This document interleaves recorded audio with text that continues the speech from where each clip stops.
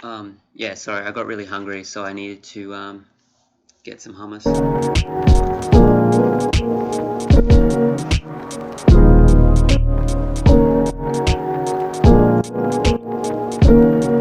So, hey everyone, Just Torno Reads here.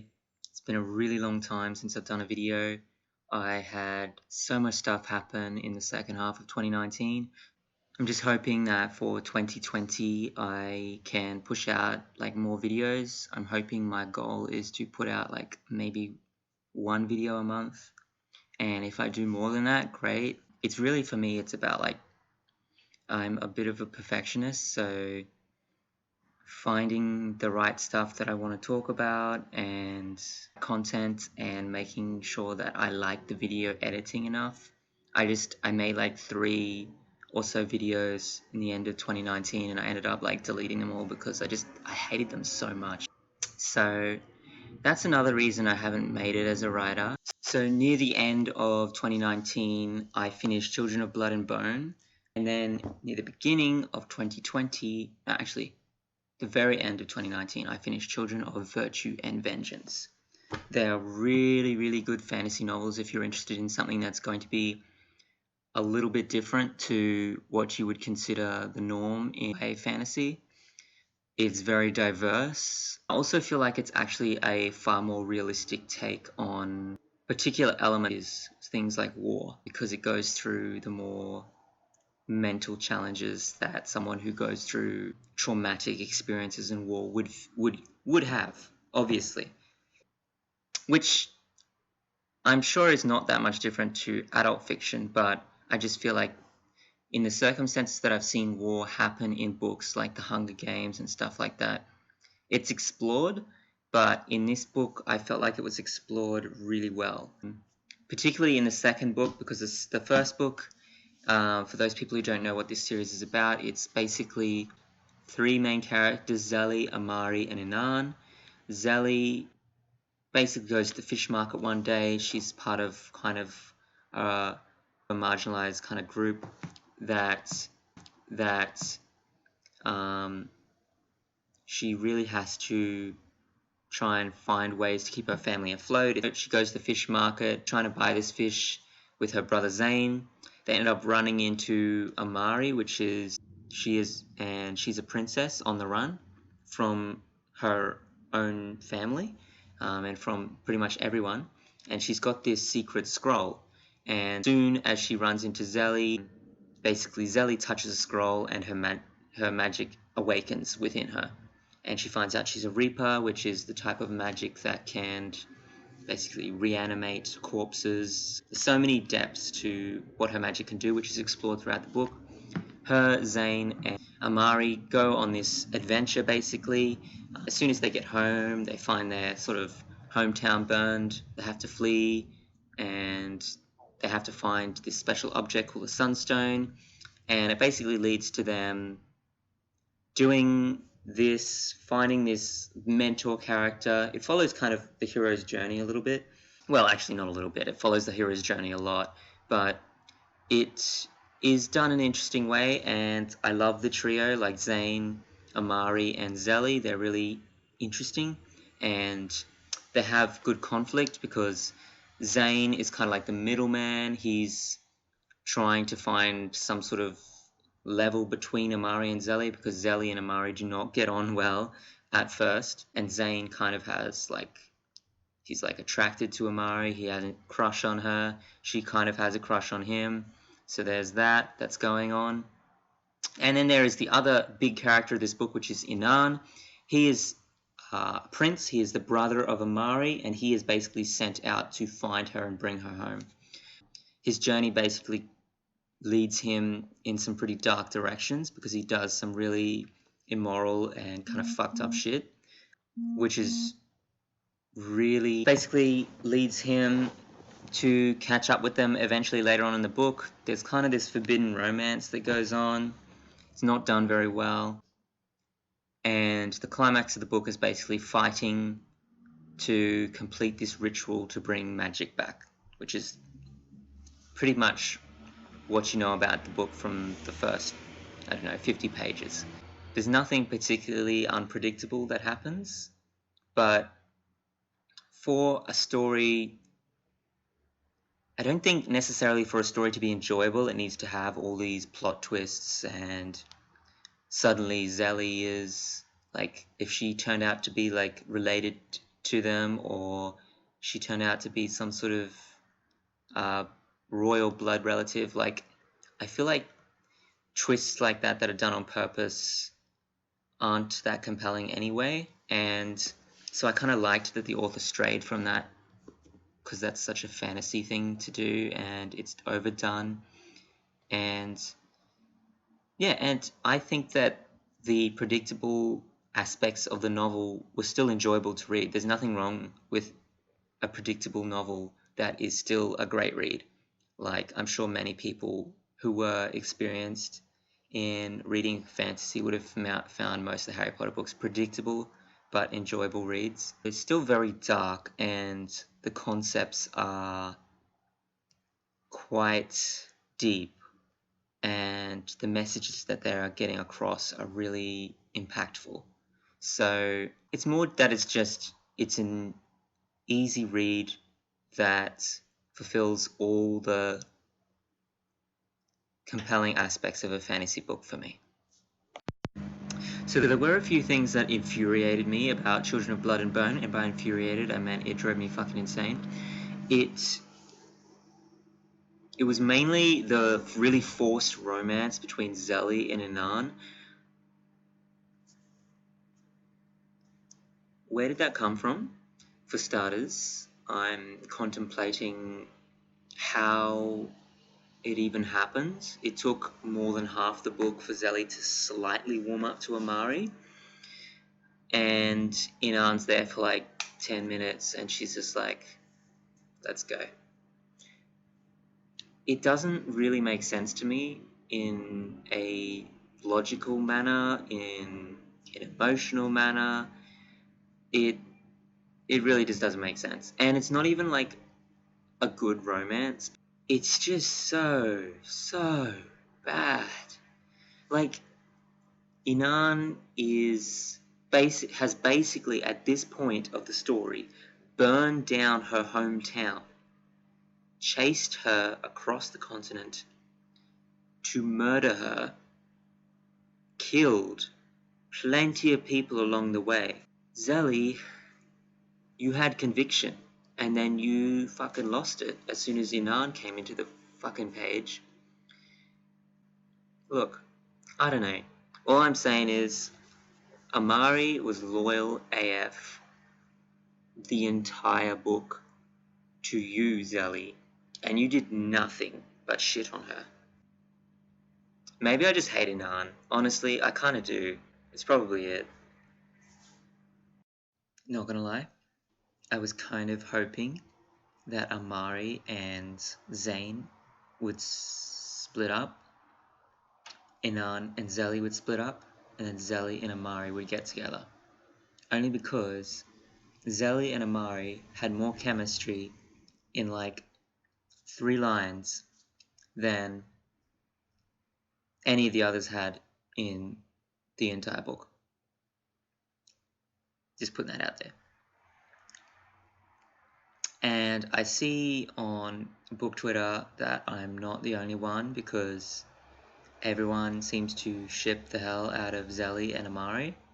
But I'm conflicted because I think it would be a great ship, but at the same time, I love the fact that they have such a strong friendship, and friendship is not done particularly well, especially in fantasy. I feel like friendships always become secondary to anything else that's happening in the book. Not even secondary. Like, there is the plot, the romances, the magic system, blah, blah, blah, blah, and at the end it's the friendships. And so they might get 2 lines that make the friendships. This does not count Six of Crows, because the friendships in those books are genuine and amazing. But what's the word? Generally, that's the one. I'm a writer. Hi. generally speaking, I find that friendships are not done as successfully. So that's why I'm so conflicted, because I really want Zelly and Amari to get together, which I know they won't, but I want it because they've got great chemistry, but also I don't want it because their friendship is as bomb as fuck. Like, if you could have one person in this world that had your back, it would either have to be Zelly or Amari. Fuck everyone else. Children of Virtue and Vengeance, I actually enjoyed much more than the first one. There's just so much going on in this book. It's more focused on a war. Just so you know, there's kind of spoilers for the first book in the next part that I'm going to say. So if you don't want to hear that, skip ahead to the next aspect, which I'll just be talking about TBRs. Or you can just exit the video, which is probably what you should do anyway. So this book is more about the war that's happening in after the climax of the first book, which is, can't say that word without laughing, which is basically magic gets brought back. And that creates a huge conflict because in an unexpected way, some of the nobles and the people who are part of the Khazad-dûm, as well as the Magi, get their magic back, and it comes out in different ways. There are these people called Titans who can manipulate the magic of others and draw upon others to use their magic. There are connectors. There are all these. What she does well in this book is actually expanding her magic system, which I absolutely really enjoyed, because sometimes in a trilogy they'll just explain the magic system in the first one and it sort of stays the same throughout, which is compelling because you see different sides of the magic system. But in this one, the magic system she not only explains it in more depth, but she actually adds to it. So it changes throughout the series, which I thought is really interesting because it means that new opportunities for the ways it can be used in a endearing way to the plot. I found Amari again. I can't stop standing this princess. She is amazing, and in this book she has a huge growth. She has some really complicated and tough decisions that she has to make, but I didn't hate the decisions she made. I know that lots of people would have problems with them. I did have a problem with her making the decision, but I thought that's what made it well written. It was well written because it's war and it's not supposed to be an easy decision to make, and she's conflicted because of how much she cares about her people and how much she wants peace ultimately. But I also think it's interesting because it's about that, how far are you willing to go to achieve peace, which kind of reminds me of her conflict in this kind of reminded me of what D&D tried to force Daenerys Stormborn to do in the last season of Game of Thrones, which was basically just like, how far are you willing to go to get the throne to achieve peace, or what they see as peace, but what do you become on the road to that, essentially, which can ruin the end goal for you and for anyone else. But Amari, I don't think got anywhere near like Daenerys Stormborn levels of being ruined, but there was definitely the conflict there, and it was written in a very complex way. Zelly in this book is super interesting because most of her, I feel like her arc is dealing with trauma and the complexity of how that trauma influences her future decisions, because the person she was in the first book is so different to the person she was in the second book, because there was stuff that happens near the end of the first book which really kind of messed her up, and understandably so. And also the way she's been brought up and everything, she's just very afraid of losing more. At the same time, every single time she tries to resist that, someone else will push her forward to her ultimate goal, which is for the Magi basically to be free and for them to have the rights that everyone else has. And in some ways, I feel like she wants the Margie to be on top of everyone else, but it's a completely reasonable point of view when you know the context of how she was brought up and how she was treated. Yeah, so that's Zelly.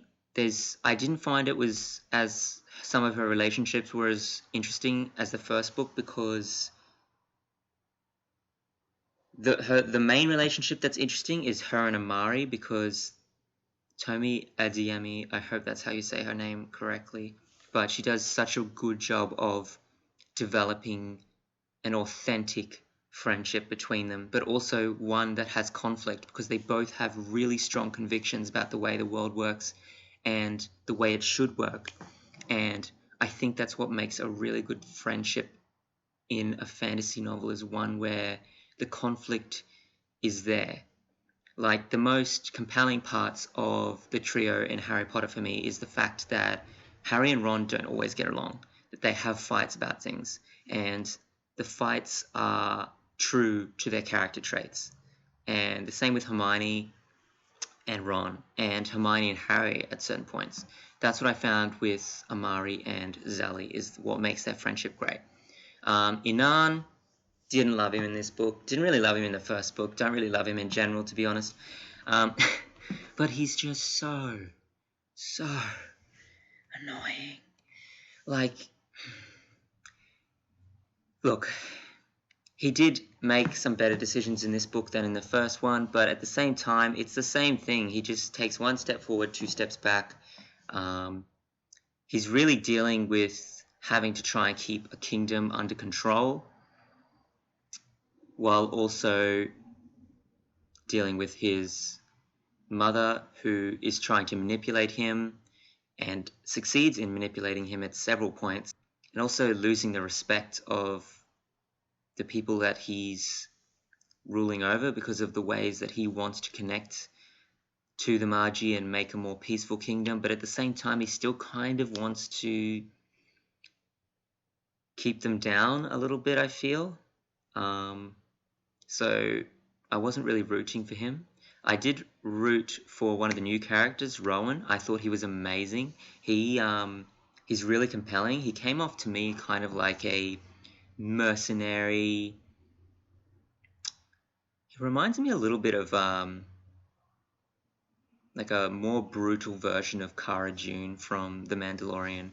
He kind of just doesn't give a shit, but he only cares like about this one person, and he cares about Zelly, basically. Throughout the book, he rocks up at several points to help, and there's an interesting development for him, which I won't go into too much detail because it might ruin it for other people. Zane, he was big in the first book, Zelly's brother. He wasn't really that big in this book. I felt like he was just there as something to push Amari and to comfort Amari and to be there for Amari and to occasionally be there for Zelly, but I didn't see the same depth of their sibling relationship in this, because Zelly and Zane were basically each other's rock for the entire first book. And I guess that the author's trying to show that Zane has moved off and they've kind of found their own paths, because they both do disagree about certain things in this book, but it's not done as well. I would probably give Children of Blood and Bone, give it 3 stars. I would give Children of Virtue and Vengeance 4 stars. I actually thought that because it was a bit shorter, it was an easier read, but it was also, it didn't get bogged down by as much stuff. The new characters really added some depth to it, and it's very rare that I like a sequel more than the original, but I did, so what are you going to do? So my TBR for January 2020 is going to be finishing off Wayward Son. I'm about halfway through this. I didn't like the beginning of the book, but I'm really getting into it right now. The characters have picked up again, which is great. Beautiful Mess by Claire Christian. My friend basically gave me all these secondhand books that she needed to get rid of. and this was the winner of the text prize in Australia. So I'm really excited for that, because that could be a prize that hopefully one day I can apply for. So I'm interested to see how the previous winners of the prize, what sort of stuff they've written. The Amulet of Samarkand. I've been told so much about this trilogy. Same friend, she absolutely loved it, and I'm really keen to read it because, not gonna lie, it sounds a lot like the story that I'm writing, and that is both soul-crushing and fascinating. Strange the Dreamer. I saw that there's actually something happening on like book Twitter about a read of this, so I might try and get involved in that. It's Laini Taylor. I have to admit that I'm one of those scumbags who has never read any of her work, but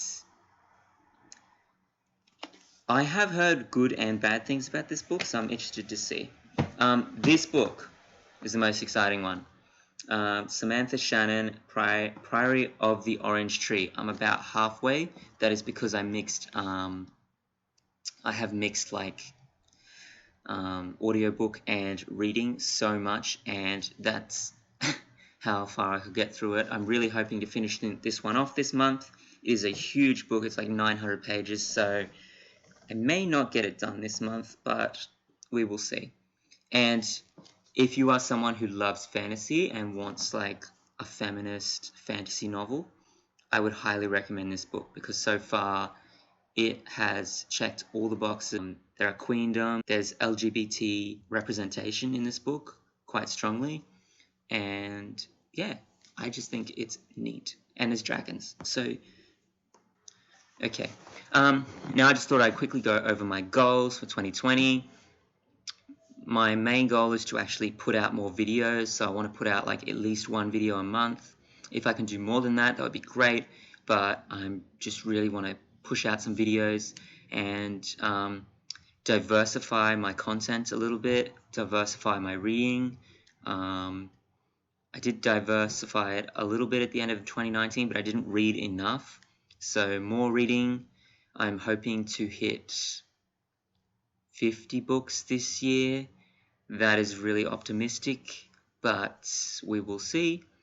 I'd rather aim higher than aim lower. I'm hoping to expand the channel a bit and get more involved in the BookTube community. I want to make some friends in BookTube, particularly if there's any.